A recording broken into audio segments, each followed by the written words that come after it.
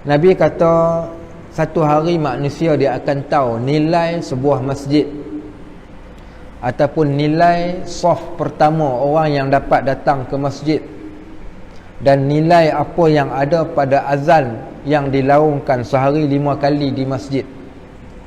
Dan saya kira setelah 1400 tahun, hari ini kita benar-benar mengetahui nikmat masjid dan nikmat azan, nikmat beribadat di masjid itu kepada kita yang sebelum ini mungkin kita tak nampak.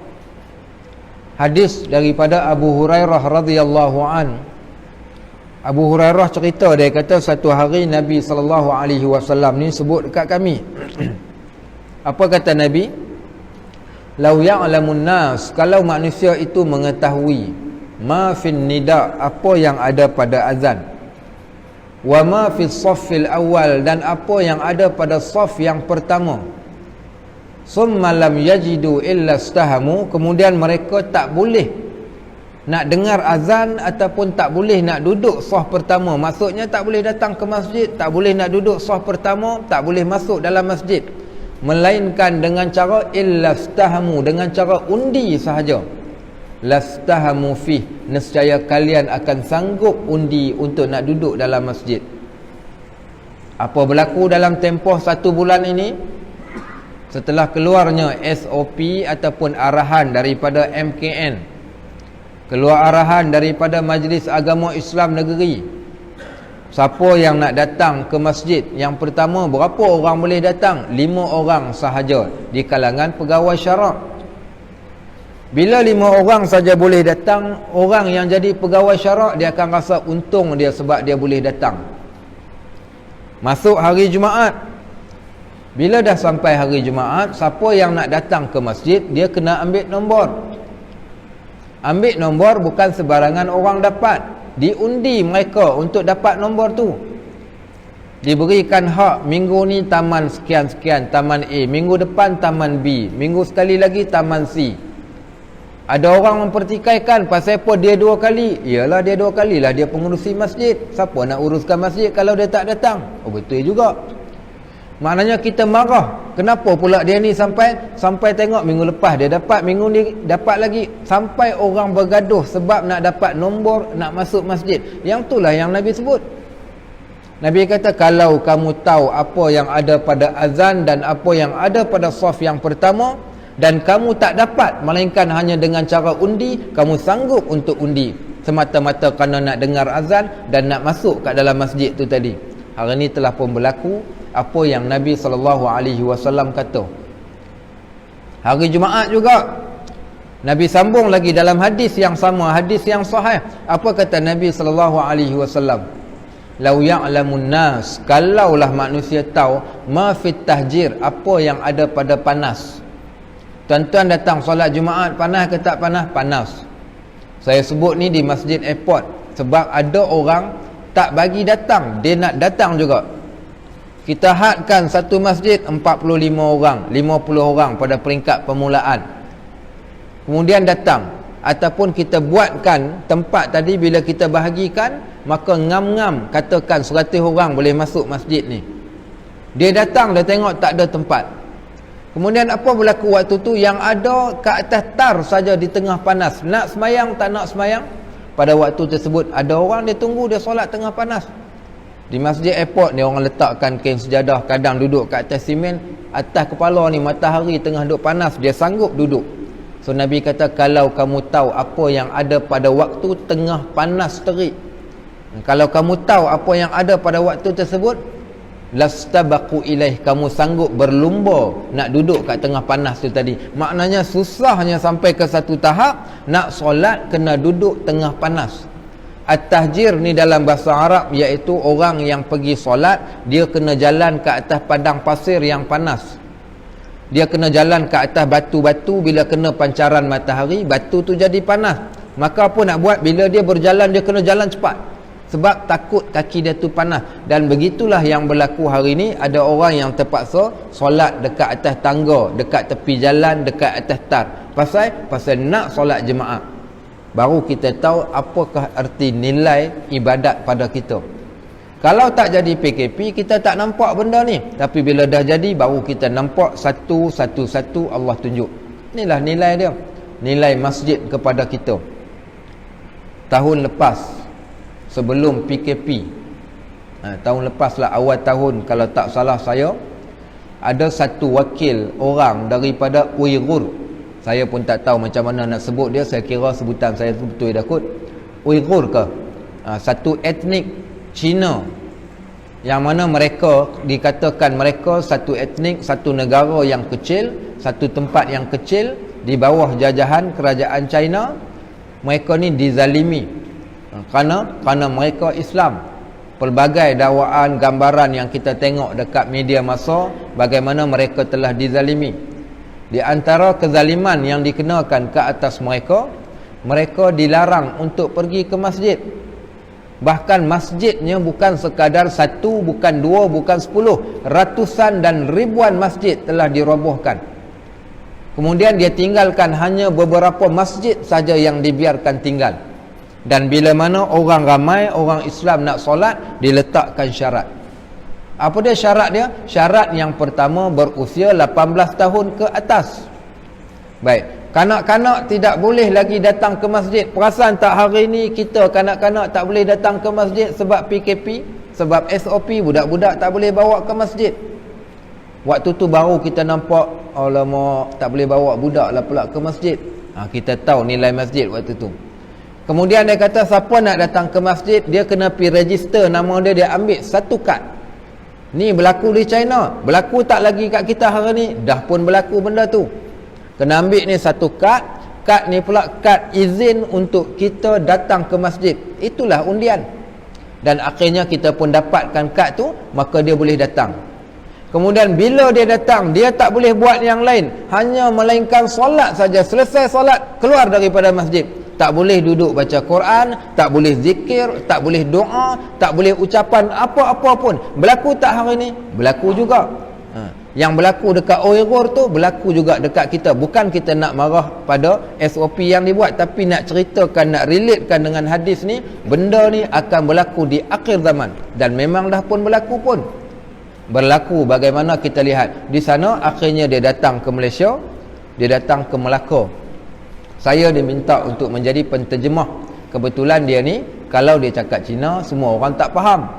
Jadi kebetulan dia boleh berbahasa Arab, Masya Allah. So dia cakap Arab, saya terjemahkan ke bahasa Melayu. Dia cerita, untunglah kalian orang-orang Malaysia, untung kamu, pasal pintu masjid sentiasa terbuka. Datanglah bila-bila masa. Budak kecil nak datang boleh, budak besar nak datang boleh, orang tua, orang muda, semua boleh datang. Kami tak boleh datang ke masjid. Tak lama selepas dia cakap, ngam-ngam bulan 3, kita pun jadi sama macam tu.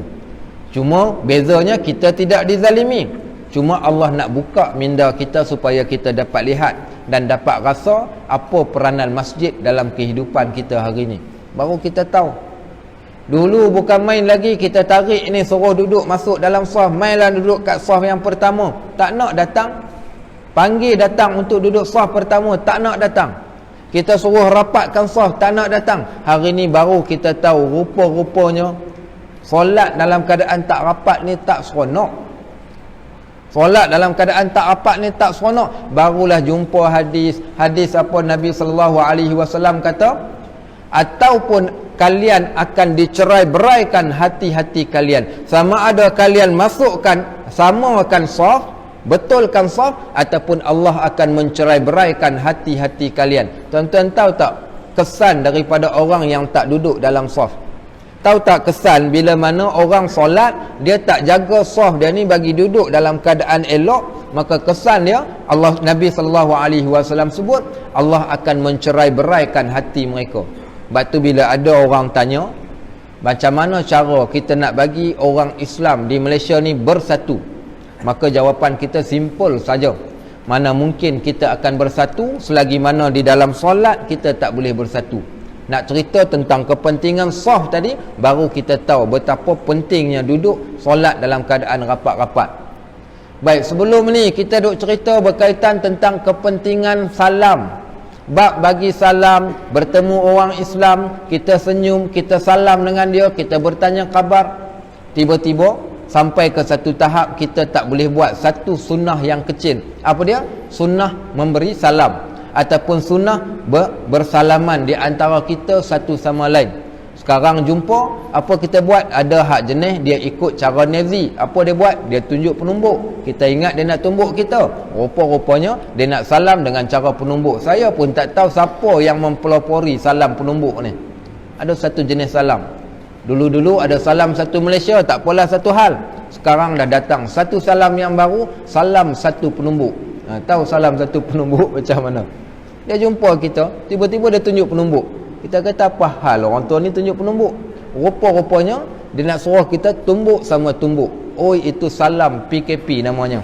Okey, baik, salam musim PKP. Ada juga macam tu. Masya-Allah. Saya sebut beberapa malam yang lepas, saya kata tuan-tuan, salam ni tak salam tak apa. Kalau tuan-tuan tak salam tak apa, tak kurang sikit pun, tak ada masalah. Tapi satu benda jangan ditinggalkan. Tak nak salam tak apa, tak boleh salam pun tak apa. Tapi jangan tinggalkan satu benda. Apa dia? Mulut jangan berat. Mulut tu yang kena sebut Assalamualaikum. Tangan ni tak salam pun tak apa, tapi mulut sebut Assalamualaikum. Yang dituntut, yang paling dituntut bukan salam tangan, tapi salam pada mulut. So salam pada mulut ni tak sentuh pun tak apa. Jumpa orang, Assalamualaikum, apa khabar? Tak ada masalah. Bahkan yang dituntut kita ufsyus salam, sebarkan salam. Makna salam bukan salam tangan, tapi salam ucapan pada mulut tu tadi. Kisah seorang sahabat Nabi, nama dia Abdullah Ar-Rawahah. Abdullah Ar-Rawahah ni apa berlaku pada dia? Dia tak mandi wajib. Tak mandi wajib, duduk berjalan merata kat dalam tengah-tengah kota Madinah ni, di celah-celah lorong bandar Madinah. Waktu dia tengah duduk berjalan tu, tiba-tiba dia terserempak dengan Nabi SAW. Dia jumpa Nabi. Bila dia jumpa Nabi, dia rasa segan. Pasal apa dia rasa segan? Pasal dia tak mandi wajib. Bila dia tak mandi wajib, dia rasa diri dia ni macam kotor. Takkanlah aku nak pergi jumpa Nabi, aku nak pergi salam pula dengan Nabi ni, sedangkan aku tak mandi lagi. Macam kita hari ni lah ni, takut ni tangan tak sanitize lagi, tangan tak basuh lagi. Badan kita ni, kita datang dari pelbagai tempat, takut kita sampai ada orang suami isteri tidur asing-asing. Pasal PKP punya pasal. Nasib baik dia tak suruh tidur asing, bukan? Baik, jadi kita nak salam tak berani. Pasal apa? Pasal takut kena COVID. Baik, tahu tak apa berlaku sama dengan Abdullah Ar-Rawahah. Jadi dia takut jumpa Nabi pasal dia tak mandi wajib. So cepat-cepat dia menyorok, kemudian dia lari balik rumah dan dia mandi. Selesai dia mandi, maka dia pun datang ke masjid. Ketika dia datang ke masjid, Nabi SAW tengok Abdullah Ar-Rawahah. Nabi tanya dia, Aina kunta? Aina kunta ni bahasa Arab tuan-tuan, bukan kunta kinte. Kunta ni mana engkau datang? Daripada mana engkau? Mana pergi tak nampak? Aina kunta? Baik, Nabi tanya dia kata, ya Rasulullah, kuntu junuban. Wahai Rasulullah, aku berada dalam keadaan berhadas besar. Fakarihtu an ujalisaka. Maka dia kata, aku rasa segan untuk nak bertemu engkau pasal aku tak mandi lagi.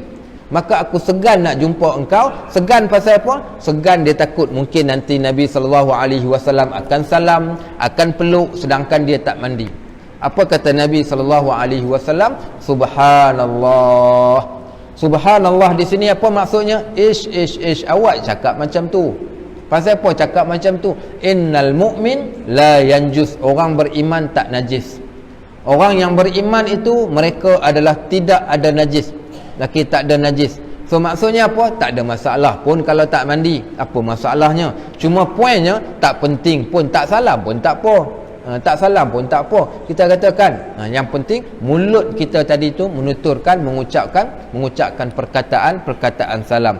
Dan di antara tanda-tanda akhir zaman, manusia hanya mengucapkan salam pada orang yang mereka kenal dan mereka meninggalkan pada orang yang mereka tidak kenal. Baik muslimin dan muslimat rahimakumullah.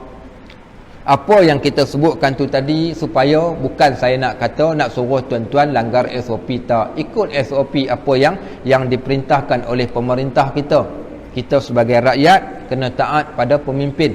Okey, baik. kita sebagai rakyat, apa hak kita? Kita kena doa. Doakan kepada kesejahteraan negara kita, bahkan segala malapetaka, kesusahan, kesulitan